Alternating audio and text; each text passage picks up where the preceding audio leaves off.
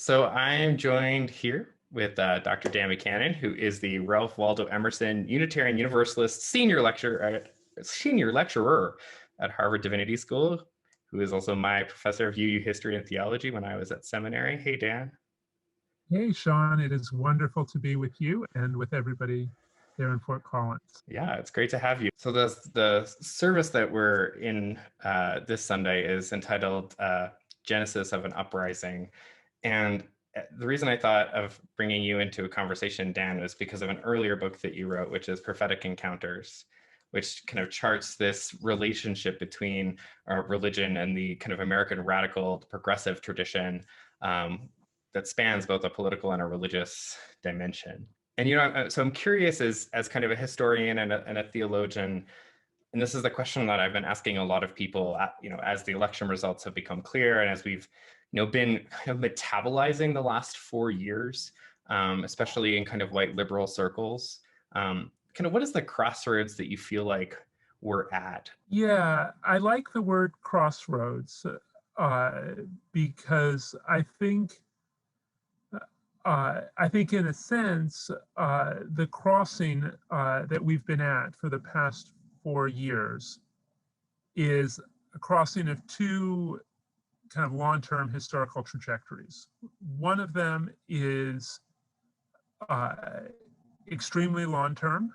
It is the 500-year history of settler colonialism and white supremacy in North America, the process by which my ancestors, I believe your ancestors, Sean, the ancestors of many of you, not all, who are listening to this, the process by which our ancestors claimed the land and labor of other people in ways that have been foundational for the long story of the United States.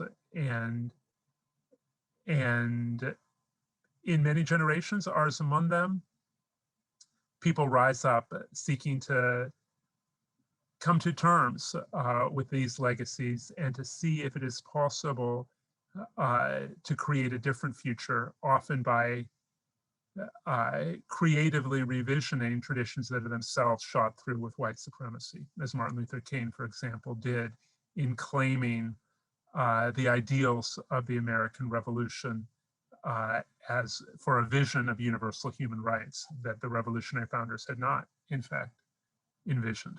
So that's the 500-year current that is crossing with the 50-year current of increasing economic inequality in this country that came after a previous 50 years of increasing economic equality. So roughly from this time 100 years ago until the 1960s, people in this country, first restricted to white people, but more racially inclusive in the 1960s, gained greater economic freedom and power as the privileges of capital were worn away by the New Deal and the Great Society.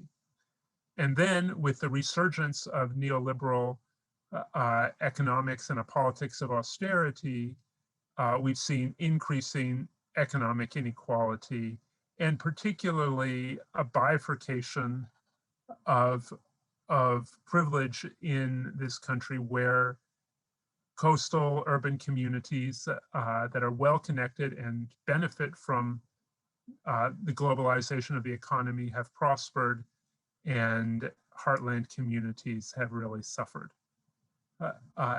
And I think our failure to come to terms with these two things simultaneously, with the 500 years of white supremacy and the current trend of inequality that means that most people under 40 cannot expect to live as prosperous lives as their parents enjoyed, means that we have great potential to chart a new path, but also, as we've seen, great potential for fascist uprising when some of the victims of increasing inequality take their pain and anguish out not on the globalizing elites, but on their fellow sufferers who are Black or brown. I so appreciate how you phrased that last bit, because it names the, or it gives a label to the kind of nationalistic, kind of fascist impulse as a trauma response in a way, a response to the circumstance, that we've seen these impulses after the election that we need to be reaching out across the divide, this political divide, which I think can, in a lot of circumstances, sidestep the understanding this traumatic response that is at the heart of this. Not only the reasons why people would pick kind of nationalistic kind of desires, but also would then misplace that anger, as you said, on people of color and wanting to continue to perpetuate the systems that have also left them behind. But I'm curious, as you think about that crossroads, how have you seen people of faith, especially progressive Unitarian Universalists, what are some of the different impulses you've seen about responding to that, to this crossroads that we're at? I mean, certainly, the most prominent, or one of the most prominent UU responses, would be the response embodied in the UU the Vote organizing that our denomination nationally committed to, which really focused on, just sort of the bedrock principle of democracy, that we're not going to solve our problems unless everybody is at the table thinking of solutions. So working on efforts to increase access to voting, working on campaigns in particular states to lift the restrictions on previously incarcerated people voting, looking hard at policies that inhibit voting. All of these things are means to the larger end of everybody feeling like they have a creative voice together. Obviously, we saw the fruits of those kinds of organizing in the astonishing turnout in the election this year. But really, that's just the first step, that people who have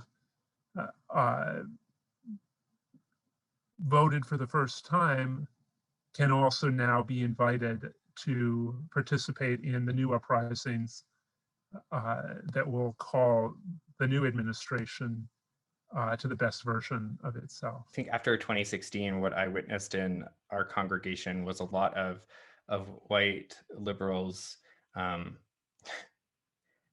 seeing the reality of racial division and the long history of white supremacy that is still ingrained structurally in this country. And it was a painful experience to encounter that for the first time, to encounter their own ignorance and the collective ignorance, and the perpetuation of these systems consciously and unconsciously.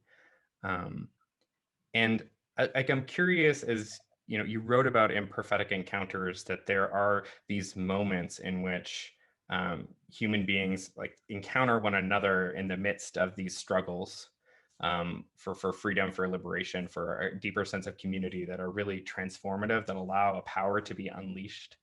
I wonder about what you saw in that moment in our country, and I wonder what type of prophetic encounter was possible there, or was happening there, or where were some of the seeds of it? I'm just curious about maybe not only what might have been there, but what might be the encounter that our Unitarian Universalists need to have to really kind of take that next step in partnering for kind of a greater justice and a greater movement. Yeah, so thinking about this pattern that I've seen again and again in U.S. history of people who've experienced oppression claiming a new name, a new sense of themselves, and thus a new power, simply by coming together and naming the oppression, coming to realize, oh, this isn't natural. I'm not suffering because that's just the fated way of the universe. I'm suffering because of particular structures that human beings have made and that human beings can unmake. I think this has happened, in a very strong way in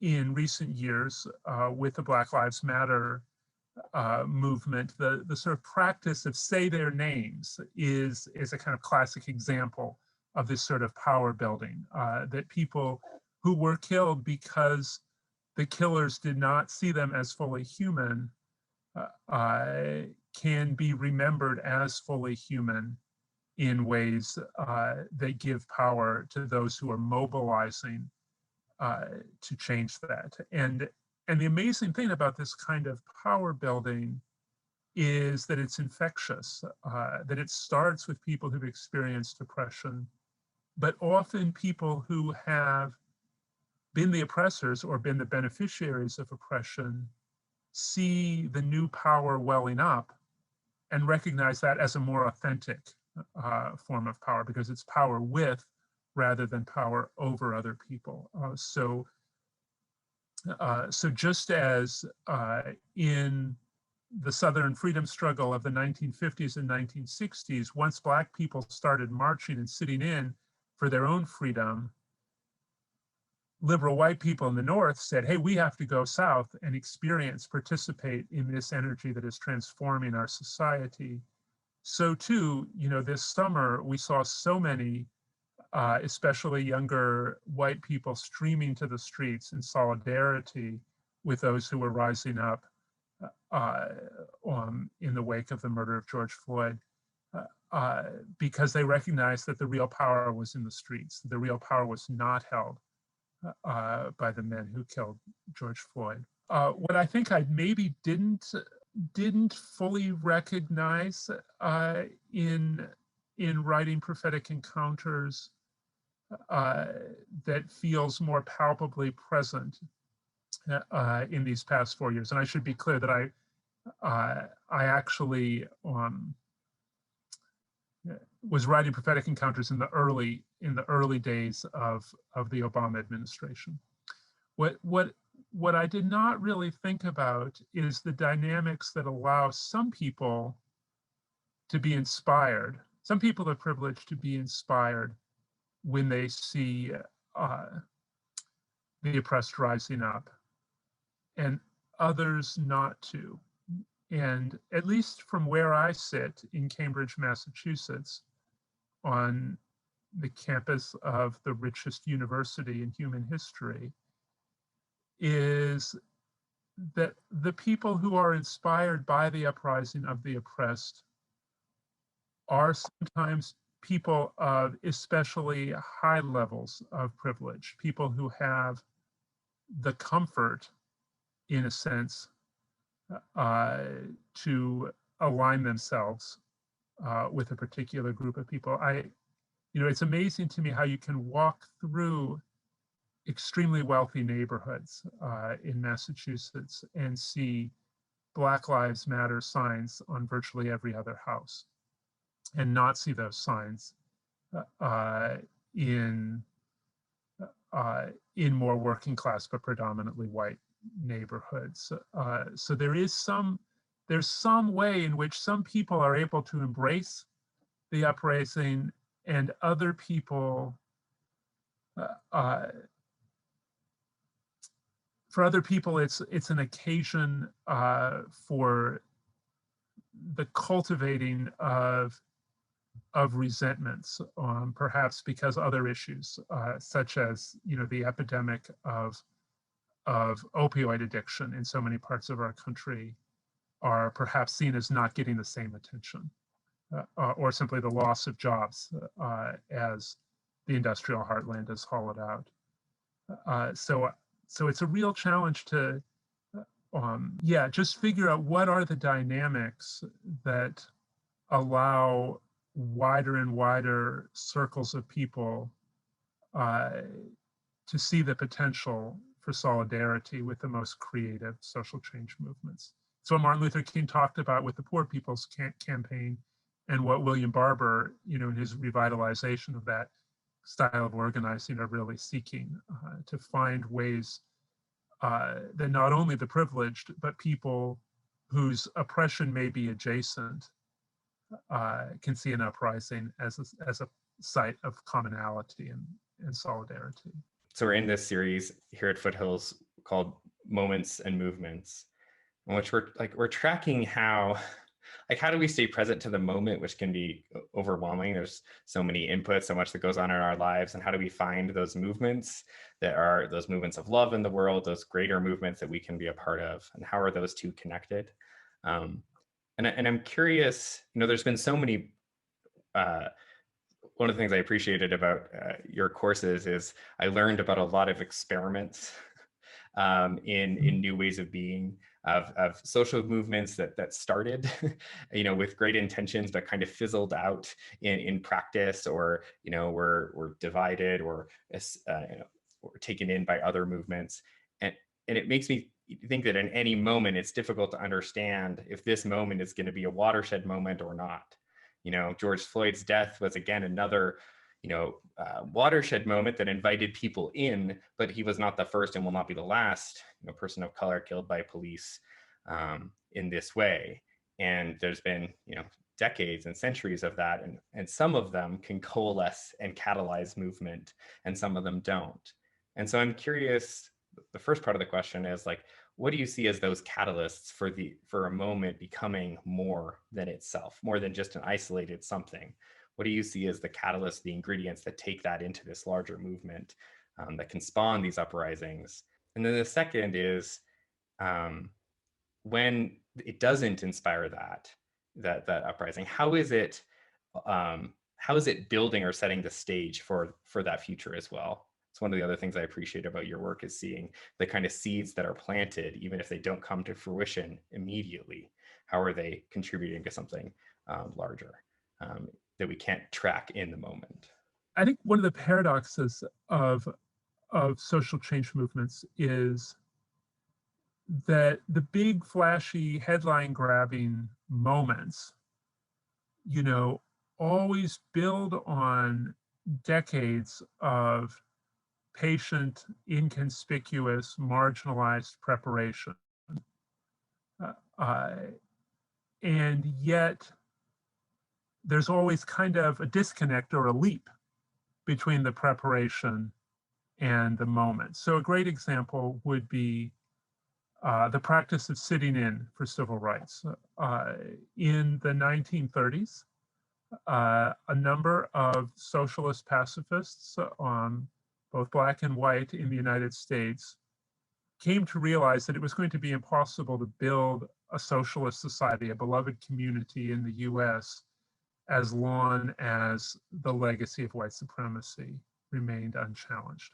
That fighting patterns of segregation and racial oppression was a prerequisite to creating an economically equal society. And they were very inspired by the work of Mohandas Gandhi in India, and so they began using Gandhian techniques to challenge segregation in northern cities, New York, Chicago. These people created an organization called the Congress of Racial Equality, and they patiently created very balanced, half white, half black groups of people who would go to segregated skating rinks or restaurants and so forth, again and again through the 40s and 50s, really building up a repertoire of skills for how you use Gandhian techniques to fight racism in this country. And they sensed, I think, that they weren't going to be able to do this in the Jim Crow South unless they first kind of perfected the techniques in northern cities. So by the time you get to 1960, you have this great reservoir of Gandhian insight and wisdom. And because of the Montgomery bus boycott, people are aware that it's a moment where Gandhian techniques can come south and be transformative. And so in Nashville, Tennessee, a fellow named James Lawson, who had studied with Gandhi, been very active in this kind of Gandhian work in the North, came to Nashville, Tennessee, began working with a cluster of students at Fisk, the local black college, elite black college, and the not so elite Black Baptist Seminary where young John Lewis was a student. And they worked out an elaborate strategy for how they were going to mobilize students to fight segregation in Nashville. And they had their plan, they had their spiritual practices, everything was ordered. They knew exactly what they were doing. And before they did it, a group of young people in North Carolina who had seen a little bit about Gandhian activism on television, but were not connected in any direct way to these decades of movement building, did the same thing first. So there was a moment that the longstanding planners could not have predicted. And it relied on the fresh energy of people who hadn't been planning, but were spontaneously reacting to a form of oppression that had become intolerable for them. But ultimately, both parts were key to the long-term success of the movement, because those two groups of people, the highly prepared Nashvillians and the much more spontaneous folks in North Carolina, did come together to create the Student Nonviolent Coordinating Committee and really build a transformative national movement. And I think in different ways, that is the dynamic that we always confront. Why was it that the people of Minneapolis mobilized in a nationally attention-getting way in response to George Floyd's murder, when there had been so many other murders before and after? It's hard to know, but the long work of spiritual preparation is a big part of what makes the movements that respond fruitful. It also makes me think about how, we often, or it can be easy when we look at historical social change movements to isolate them or kind of monolize them. Like, oh, well, there was the women's suffrage movement.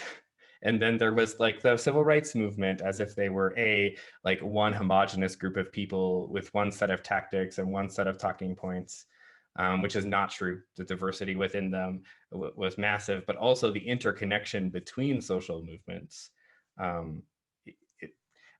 They're self-supporting, or like there's connections between them. And so I'm curious about those. I'm curious to hear more about how you see the ways in which these diverse movements flowed into each other in different ways that were supportive to this overall movement, and what that might help us see right now as we combat, the challenges of racial justice, but also environmental and climate justice, and income inequality, all at the kind of same time. Yeah, I think one of the most dangerous half-truths for progressives today is the idea that identity politics, which is to say organizing that starts with people's particular experience of oppression, divides the left or divides progressive impulses. And there's a lot of historical evidence that just the opposite is the case. When the Black Power movement crystallized in the late 1960s, it inspired a whole host of kindred identity-based uprisings among Chicanos, among women, among first gay, then lesbian, then a more holistic queer community. And these movements have continually learned from one another, challenged one another in ways that have been fruitful, and laid groundwork for intersectional forms of organizing. So, I suppose a related error is the idea that difficulty or tension means things are going badly. So when women of color called out uh, the predominantly white second wave feminist movement for their unexamined privilege. I think a lot of people nowadays read that uh, as uh, as evidence that second wave feminism was somehow uh, flawed in its essence, when in fact the womanist challengers wouldn't have wasted their time challenging second wave white feminists if they hadn't seen those other women as doing work that needed to be done and that could be done better if the people involved in it were held accountable. So, so whenever we find the need to challenge one another, and this is happening, so many different ways in Unitarian Universalism, whether we're the ones issuing the challenge or the ones receiving the challenge, I think we can think of the challenge as a way of being faithful to the best self of the person on the other side, and not as a way of drawing a distinction or a wall. I feel like there's a real embodiment of our theological principle of theological diversity, that critique and accountability to our commitments actually enhances not only what we believe, but how we practice our communities, even if it demands a kind of a structural shift in who we are, which is, I think, what we're seeing in work like the Committee on Institutional Change within Unitarian Universalism, which is asking us to live into not only the aspirations that we've set for ourselves, but the plans that we've made for ourselves over and over again, but have yet to really integrate into our culture. We haven't practiced what it means for a Buddhist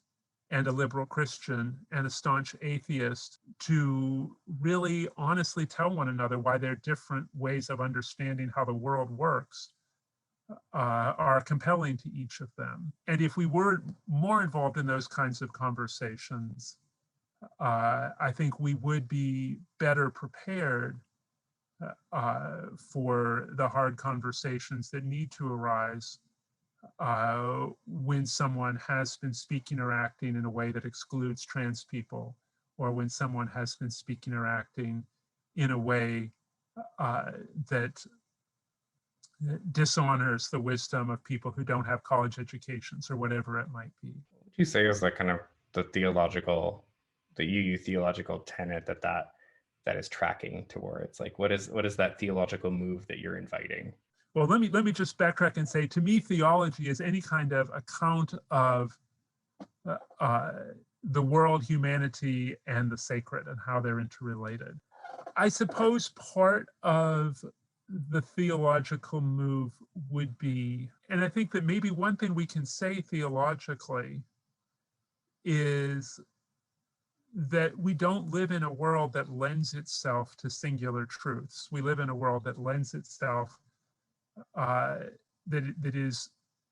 has diversity built in to a degree that people can find deep meaning in logically incompatible accounts of what the world is like. And that means we have an obligation to always expose ourselves to the perceptions and experiences of other people. If we lean deeply into our own experiences and our own deepest convictions, we're looking at a 1 or 2 dimensional world, when the actual world has 3 or 4 or maybe 7 or 10 dimensions to it. I'm curious as well about how we see within a lot of our congregations, we have like distinct like archetypes of people. There are people who come to our congregation primarily as like a spiritual community, searching kind of a spiritual truth. And then there's a group that come because of the shared ethical values, and it being a platform for the work that they're called to be doing in the world. And one of the tensions that I feel in kind of my ministry is trying to bridge and invite the dialogue between these two kind of groups, to see the church and to see the church as a place that is trying to integrate those two impulses together in a dialogue. And it's a real challenge, because of like how the different, even just on a practical ways, like even within the same church, these two groups might not interact because of how the church structures itself.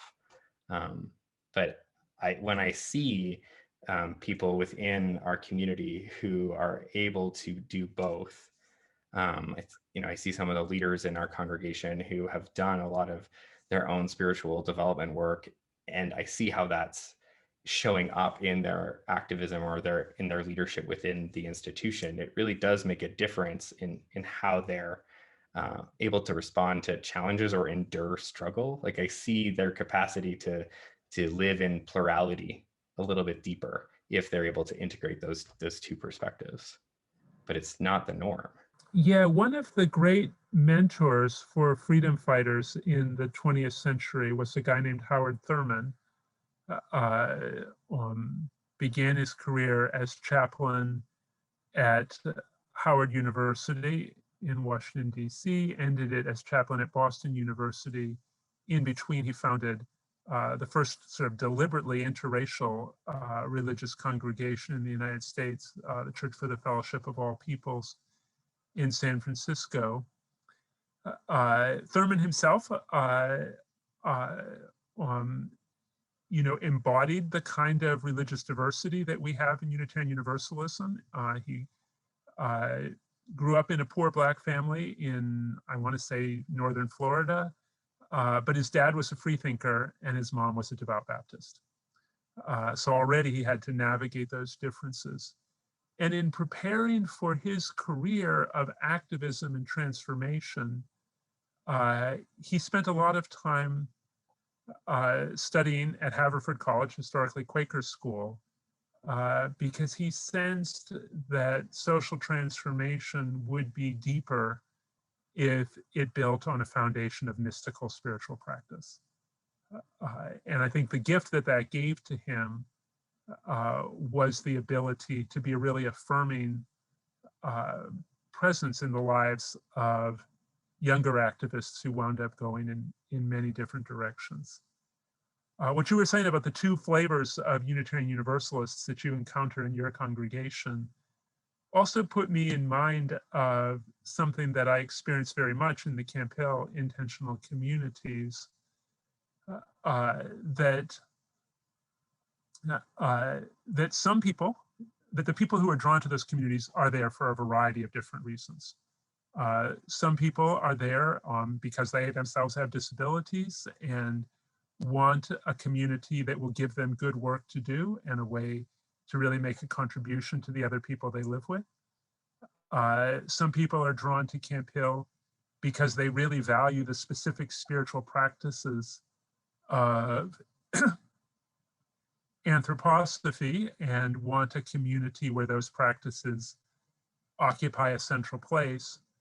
And others, more like me, my own path to being interested in Camp Hill was simply thinking that the creation of economically cooperative communities is a really good strategy for building an alternative to the capitalist economy that's caused so much damage to human lives and to the natural environment. And when I first started spending time at Camp Hill, I kind of thought that the anthroposophical spirituality was an unhelpful ballast that was weighing it down, that people talked in ways that others found hard to understand. They had beliefs that others found really off-putting, beliefs about humanity having evolved on multiple planets before getting to this one, just, for one example. And the more I got to know Camp Hill, the more I realized that my own impulse to make those distinctions would be like saying to an apple, oh, the juicy, fruity part, that is the really useful part. And wouldn't it be better to just be an apple with just that and no stem and no no seeds. But of course, that perfect apple would not survive from generation to generation. And the presence of people with one another who actually have different reasons for being together creates more resilient communities that will carry all of their wisdom into the future. I think that where I see the strength of those different perspectives magnifying, a experience in the congregation is when there is interchange. And that when there isn't, and when it's just like my part is the real reason, and I don't understand the other parts, but we're just stuck with each other, that that we don't get the full fruit of what it means to be in community, and that we're all held by a tradition that isn't monolithic, and there's different acts, there's different roots of that tradition that people are connecting to in different ways, and that they're all part of kind of this tapestry that is the faith, and that's okay for us to have different ancestors in the faith. But there still has to be a way of belonging together and practicing together that brings us into relationship. And that was one of the things that I was just curious about as I was re-looking over prophetic encounters, was the role of tradition in both social change movements and also religious movements. And one of the things that you said was that, I'm quoting here, that radicals passed on their tradition during conservative epochs and those rare moments when activists transformed the structures of American society, that there was something in these conservative times in which, their ideas were not prominent, or gaining traction in any way, or there was kind of big manifestations of it, that they were doing another sort of work, a kind of tradition building work, that I feel like is so a vital part of congregational life, is that tradition building work, that passing it on. And so I'd love to hear more about that tradition, the manufacturing of it, or the passing of it, the creation of it, and what that has meant for social movements, and what it kind of means in a religious community context as well. Yeah, so in the book I use the phrase American radical tradition as a kind of holder to kind of tell a common story that included struggles against white supremacy, struggles against capitalism, struggles against patriarchy. But because I was using that phrase, I was particularly attentive to those individuals before me who had also used the phrase, who had also named the existence of a radical tradition on which they could draw. And it tended to be in times that we think of as more conservative times, the 1950s, for example, that the most energetic work of sort of formulating what the radical tradition means took place in ways that did prove to be very germinative for what happened after. I have to say that after the past 4 years we've lived through, and contemplating what the next 4 years might have in store for us, the frame of conservative times and progressive times, it's hard to apply to our own moment.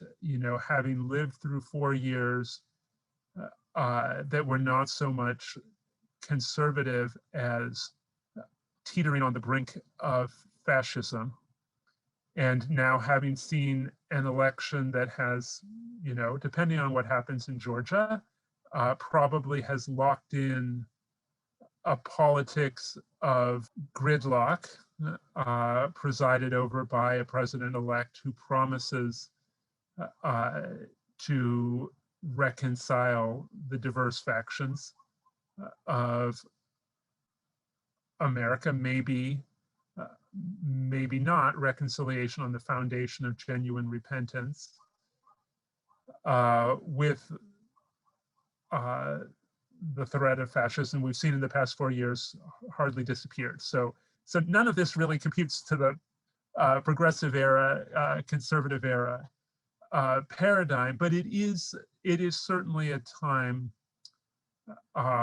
when tradition is a resource that we should not forego. And I think in Unitarian Universalism, we have the benefit of two different sorts of traditional resource. On the one hand, the tradition of all the people in our movement who were foundational to certain justice struggles, whether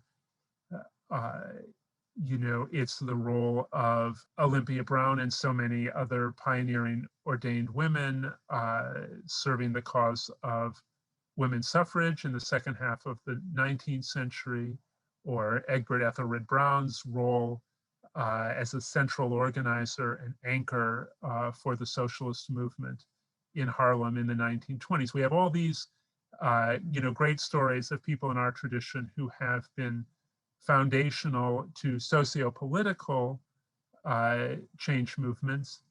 And we also have, our more specifically theological tradition of religious ideas that can be meaningful in the context of social change. And I think particularly of the universalist idea that all of humanity has a common destination, and the ways this theological idea can inspire efforts to have us walking together towards that destination in solidarity.